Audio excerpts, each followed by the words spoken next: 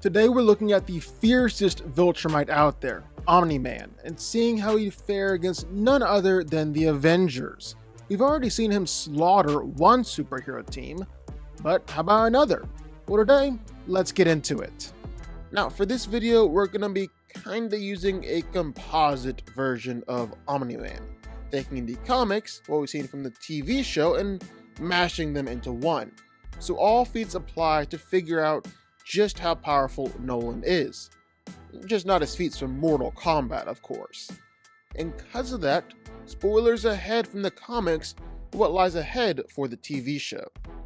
Now, Omni-Man is a Viltrumite, member of the largest and most powerful empire throughout the galaxy. And why are the Viltrumites so powerful? Well, it's because they have access to smart atoms, molecularly the same as normal atoms, but they give access to all sorts of powers on the atomic level. And Viltrumites are unique because they can use smart atoms for a whole lot of different powers: super strength, super speed, flight, and they're the only race in the universe to have smart atoms literally encoded inside their DNA. That's what makes them so powerful. And just how powerful are they? Well, with super strength, Nolan Grayson is one of the best. In his fight against Invincible, Omni-Man was punching Mark so hard that he was shaking entire mountains, and doing this repeatedly. In fact, Omni-Man was sending Mark flying all over the planet, causing earthquakes each time that he landed. That was against his own son. He was holding back there. Time and time again, he was able to punch through Immortal, ripping him in half, cutting his head off with his bare hand, or even with Thrag's kids. He was able to splatter several kids with each punch he threw. Both the Immortal and those half Viltrumites have some great durability feats. Nolan is still leagues above them. Then there's also the time where Omni-Man claimed they managed to stop an asteroid the size of Texas. Just think about that for a second. An asteroid the size of Texas. That's a planet-destroying extinction level event right there. That would be about 7 billion metric tons of meteor he had to stop, not even taking into account acceleration or anything like that. That lines up with what Nolan has done in the comics, where him, Mark, and Thaddeus teamed up to destroy the planet Viltrum, a planet that's roughly twice the size of Earth.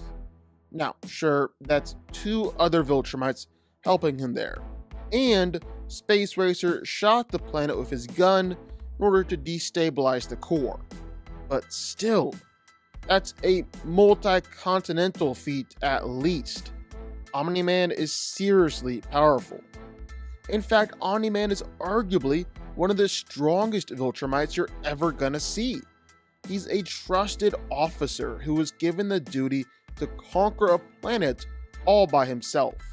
And true, old, accomplished Viltrumites like that are in a tier all their own. Like Conquest, we can casually bust out of solid 400-ton solid steel blocks encasing all around his body, as well as 6 miles of earth caving in on top of him. Omni-Man is still more powerful.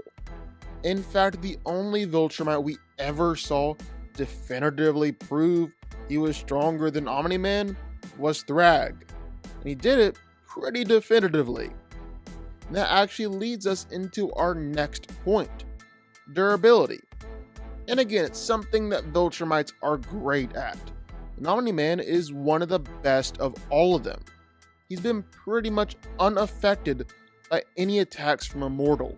He was unaffected by any of the attacks from Invincible during their first fight too. And in fact, Omni-Man has regularly been able to take attacks from all sorts of different Viltrumites and not really gone down or been all that injured. He's actually so tough that, like we said, even other Viltrumites legit just splatter against him on impact. He's taken massive nuclear lasers and survived it completely unscathed, even taking nukes at point blank range, not even being slowed down. Now all this isn't to say that Omni-Man can't be damaged. He can, and he's taken some absolutely devastating attacks in the past. He's been beaten up by several Viltrumites as they triple teamed him. And in pretty much every fight that he's ever had with Thrag, well, he usually ends up nearly on the brink of death. The first fight, well, he ultimately got overpowered and was straight disemboweled when Thrag punched his hand through Omni-Man's body. Omni-Man still survived. Another fight, well, Thrag beat Omni-Man so bad that his eye straight up popped out of his skull. Still survived. He went against Thrag a third time too. It was nearly torn in half. Still managed to keep himself alive. So basically, Nolan has an incredibly impressive healing factor and can survive almost any injury. But two, well, it takes a whole heck of a lot to actually injure him or put him down. Just because Omni-Man can take nearly any attack or any injury and just refuses to go down or be killed. His durability is just simply off the charts. And pretty much any injury he does take, well, he can heal from it. The only way that Omni-Man can actually be completely put down is by damaging his heart enough where his heart can't help with the healing and repair. But everything outside of that, and I mean everything, Nolan is gonna survive it. Then even simply with speed, Omni-Man, like all other Viltrumites, has the ability to move well above the speed of light. He was able to slaughter all the Guardians of the Globe in just moments, despite having a super speedster of their own in Red Rush. In the comics, Omni-Man put down the Guardians even faster. They didn't even have the chance to react to his attacks. He's well faster than Invincible during their first fight. Invincible is legitimately moving in slow motion, and he's well faster than other Viltrumites too. Then even just simply flying around, Nolan is much faster than the speed of light. When he left Earth, he decided to travel to another planet with life, and that journey took him about a week. But not just any planet, but a planet in the Virgo supercluster, which is 65 million light years away from the Earth. He traveled that span in just about a week, making him massively faster than the speed of light. No questions asked. And all these powers, his strength, his speed, even his durability, is best put on display when Omni-Man decided to completely and utterly destroy the Flaxan Empire. And I do mean completely destroy it. He flew through a continent-sized city fast enough to where he was literally causing nuclear-level destruction as he flew around. Basically, how that works is that as he reached light speed, or even just under the speed of light, Nolan was hitting molecules and atoms in the air with so much speed and force that it's causing nuclear fusion, leveling continent-sized cities and sending the entire planet back to the Stone Age. He just kept 3 of them alive in order to send him back, and then killed them too. In short, whether it's in the show or the comics, Omni-Man has just been able to consistently prove that he's not only the most powerful being on Earth, but he's just regularly proven himself to be one of the most powerful Viltrumites as well. Now that's Omni-Man, and while we'll be using a composite version of the character, we're just going to be focusing on the MCU versions of the Avengers. But that doesn't make them any less formidable. Like, just take a look at a few of these guys here, like the Hulk. And when I say the Hulk, it doesn't hit with the same weight that it really should. The MCU kinda nerfed the guy as it went along. But still, it's the Hulk. The big guy is incredibly strong, and he's had some great feats along the way, fighting against Thor, punching a mountain-sized Surtur in the face, he's decking Leviathans, or even snapping the Infinity Gauntlet. All of that is crazy impressive. Or then there's Doctor Strange, the master of the mystic arts and the sorcerer supreme, easily showing off that he's the most powerful sorcerer on Earth and the greatest defense against any magical threat. And he's done some great things throughout the years, dealing with multiversal threats, fighting against Scarlet Witch, even fighting against Thanos with 4 Infinity Stones. Thor is the legendary god of thunder, and for a lot of years there, Thor was able to hold onto the title as strongest Avenger and most powerful hero in the MCU. Which shouldn't come as any surprise, he is a god. He's incredibly powerful. He's the only hero who's legitimately shown off planetary level strength on screen. He's arguably done it on multiple occasions too. He's battled against some of the toughest villains out there, he's shown off lightning level speed, he's legitimately beaten and nearly killed gods before. Captain Marvel is basically in a class all her own compared to a lot of the other heroes in the MCU. Only a few can even remotely compare next to her now that she's had some massive upgrades from her new movie. Like at her best, well, she's at least hundreds of thousands of times faster than the speed of light. She can fight against Thanos and overpower him. Even if he was wearing the Infinity Gauntlet, that's still better than anything any other hero in the MCU has done. Plus, she was legit able to reignite a star just based off her own raw power. She's truly in a class all her own. And last but not least, Scarlet Witch. Now, it kinda took a while for Wanda Maximoff to officially become the Scarlet Witch, but when she did, well, she really cemented her place as a powerhouse in the MCU. She's one of the most powerful magic users we've ever seen, to the point where she's more powerful than the Sorcerer Supreme.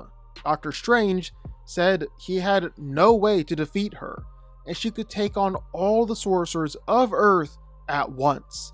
And she's just as powerful against normal heroes too. She easily soloed the Illuminati, which included an alternate version of Captain Marvel. Scarlet Witch was suggested to be a multiversal threat, and she really lived up to the hype. And that is a lot of power to be throwing at Omni-Man here, even if we're using a composite version of the character. Now, some of the greatest feats that Omni-Man has done are traveling a bajillion times faster than light, then helping to destroy a planet, basically contributing a third of the energy to do it. Even stopping an asteroid the size of Texas. Well, that's a moon-level feat right there. Problem is, almost all of that is pretty much comparable to what Captain Marvel is doing now. Yeah, she got that powerful. Like for starters, she's fought against Thanos, and if you combine in alternate MCU versions of her, well, she's fought against Thor and Ultron too. She burrowed Ultron right down to the core of the planet, all with her own power, which is like a crazy strength feat right there. She's tough enough to casually survive in the core of a star, or take enough energy that it can literally tear a hole straight through the very fabric of space-time. She's got enough energy power to replicate that space-time altering attack, and enough energy to kickstart a star, and Captain Marvel is insanely fast too, like a bajillion times faster than light speed, same as Omni-Man. Captain Marvel herself will be a fight for Omni-Man, and that's not even including the likes of Hulk or Thor, who can do some crazy feats themselves. Then hopping over to the more magical characters, well, Omni-Man has no known counter for the likes of Strange or Scarlet Witch. And dude, Scarlet Witch can be just as brutal as Omni-Man, and She's no stranger to fighting against physically powerful opponents. She squared off against another alternate version of Captain Marvel and killed her.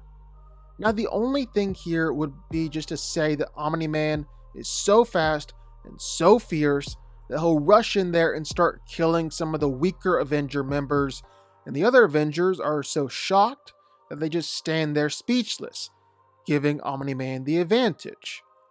But you tell me, if Thor or Hulk just saw Captain America and Iron Man slaughtered before them, are they going to be more stunned or pissed off?